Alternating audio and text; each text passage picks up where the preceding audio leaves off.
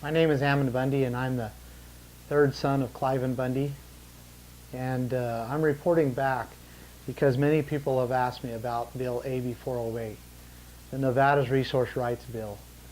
Many saw that it was gaining great momentum. It was the most publicly supported bill in the session. In fact, I dare to say that it was the most popular bill that the Nevada legislature have seen since they have been keeping track of public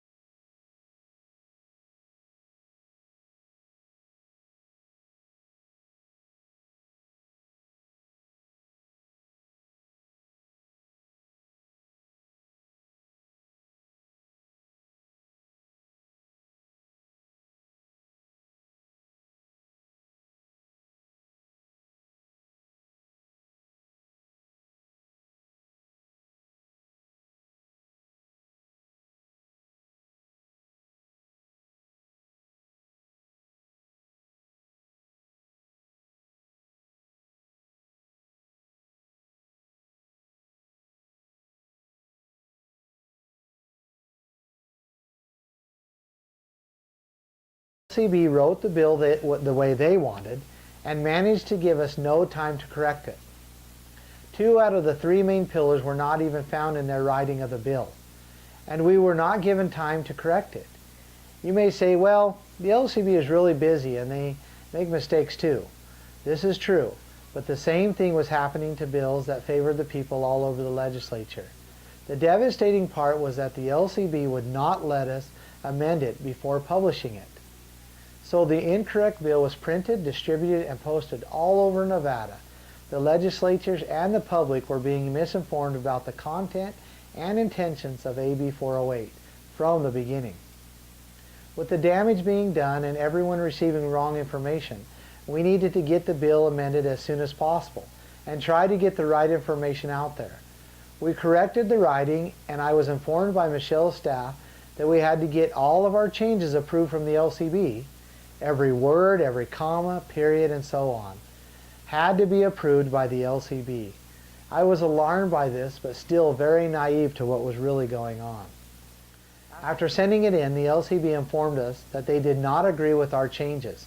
They alluded that the federal government could not be legally checked and balanced by the state, and therefore the bill was not in line with precedents. They then informed us that they would not support it. I thought to myself that this was no big deal because, after all, the LCB was just helpers for the legislatures, right? Oh, how wrong I was. Other legislatures were also having similar problems with the LCB. Assemblywoman Shelley Shelton sent a bill into the LCB 5 times for legal writing. Each time it came back, the LCB had changed it into what they wanted it to be. They would not write it the way she asked. She finally had to go to the committee hearing and verbally amend the bill on the committee floor. However, they then informed Shelley that before the committee could do anything with the verbal amendments, they would have to have approval from the LCB. It became very evident that the LCB is running Nevada's legislation, not our elected representatives. Every step, every move had to be approved by this bureaucracy, full-time state employees. The once beautiful process of the people sending a representative to make laws and decisions for them is nearly destroyed by an administrative bureaucracy that continually give themselves power to manipulate the people's voice into what they desire. Because of the tenacity and persistence of Michelle Fury, AB 408 was changed back to its correct form.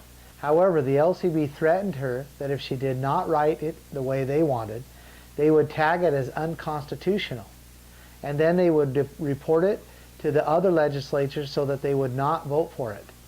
Michelle was not intimidated and made the corrections anyway.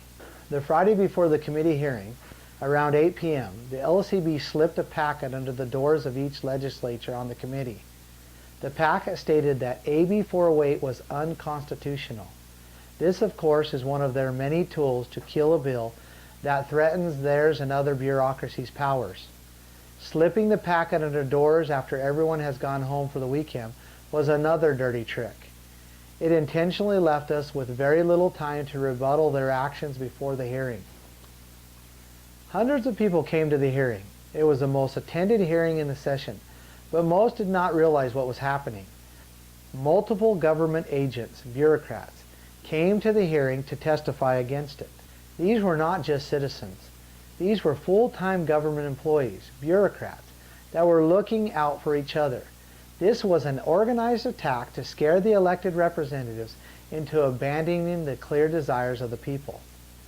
One of the offices even put a $95 million price tag on the bill just as a scare tactic. How could have they responsibly came up with that number over the weekend? By the time AB 408 went to the workshop, the elected committee members were so intimidated and manipulated that every section, every word, every comma, and every period of AB 408 was deleted. With the help of the LCB and some very confused lobbyists, they changed AB 408 into a bill that would give federal agencies the policing and arresting power held by the county sheriff. The county sheriff is the highest elected official to hold policing and arresting power. He or she trumps any other law enforcement action in the county, even state and federal. The sheriff stands between the people and any other entity that tries to take life, liberty, or property. These federal agencies have been seeking this power for many years. If federal agencies could trump the county sheriff's consecrated power, then they would be able to rule upon the people without limitations. More lives, liberty, and properties would be taken by these out-of-control agencies if our county sheriff was not there as a buffer.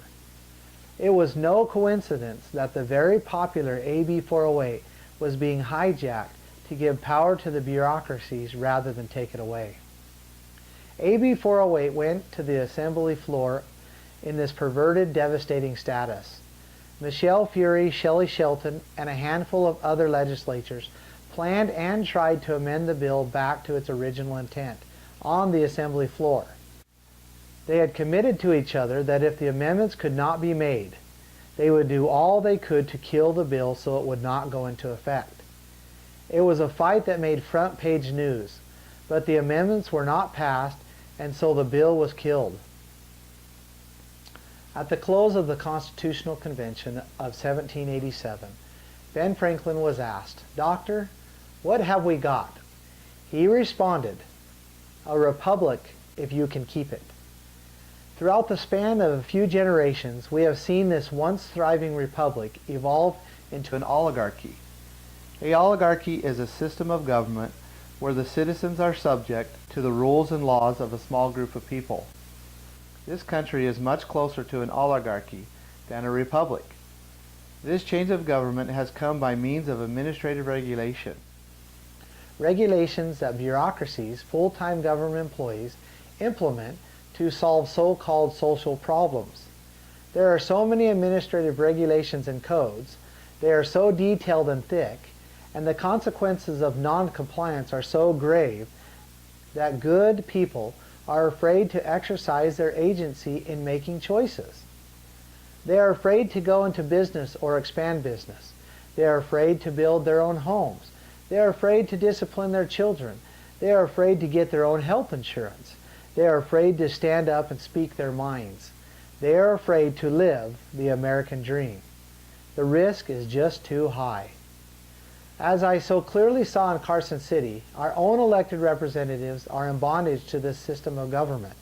A government where bureaucracies like the LCB control the people's representatives. Those who are informed know the seriousness of the situation our beloved nation is in.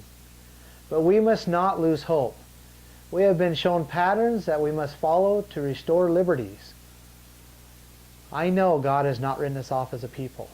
I know that those who care about their God, their neighbors, their families, and their country must stick together and be willing to defend life, liberty, and the American dream. I know that each person has the ability to know what they must do, when they should do it, and even know how. Thank you.